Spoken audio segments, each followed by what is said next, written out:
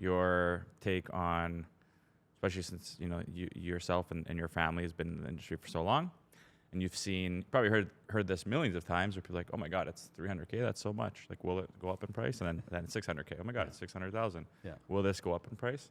So when it comes to pre-construction pricing, let's talk about Toronto condos, the price per square foot, right? A lot of people are resistant to the current prices builders are launching at, right? They are.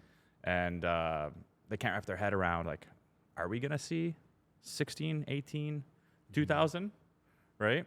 So what's your take on the pre-construction game currently and where prices are headed? That's a tough one. It really is. I think right now there is a fairly significant gap. It's one of the widest gaps between resale and pre-construction prices. So I respect that it's difficult to wrap your head around some of the existing pricing. That being said, it's tough to also see how the cost of that could come down over time. Construction costs, land transfer, levies, land costs. We're not making any more land. So long term, there really is only one way the price can go for these units. As long as you believe that immigration is going to stay at the pace that it's at. If you believe that's going to change, so you're going to have demand, really need for housing decline if they choose to change their immigration goals and targets, then, yeah, you might want to wait on that decision. But it's hard to see how we can produce units for any less than what they're being built today. We sit down with the biggest builders in the city. We have great business relationships with them. We sell a lot of new construction as a whole. This year, not as much because of the obvious challenge in costs.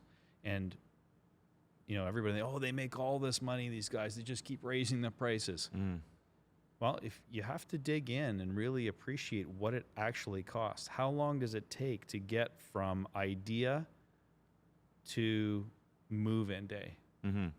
It's roughly 10 years. And so it's hard to imagine how they're going to do it for less. Yeah. So long term, I think you're okay.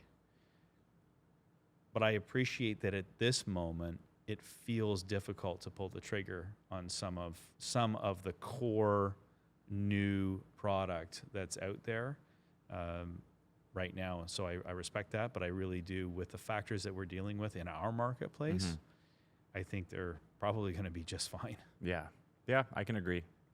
And people don't really break down their costs. No. To see how tight their margins are. No. Look, you want to sell a cup of coffee, you go buy a cup of coffee, do you really stop and think about if the owner of the coffee shop is making a profit? Yeah. No, it seems like a fair number, right? Yeah. Same, I get it, it's human nature. Yeah. We're not wired to go, are you okay? You making enough Yeah. margin, right? Because these are big ticket items. For sure. And the cost of housing is expensive here. And, it's a real reality we've got to face.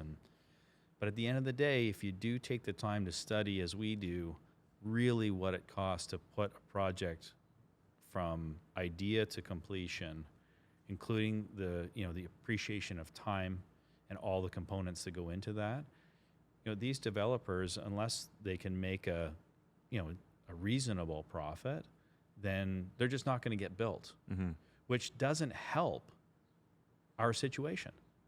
Yeah. Because we need housing. So can you imagine now, if these projects launch and they don't get purchased, well, that's taking future inventory that's needed out of the market. So what kind of pressure was that going to put on supply and demand 3, 4, 5, 6, 7 years from now? So there's a lot to kind of unpack there, but it's the GTA. Yeah. Yeah. Right.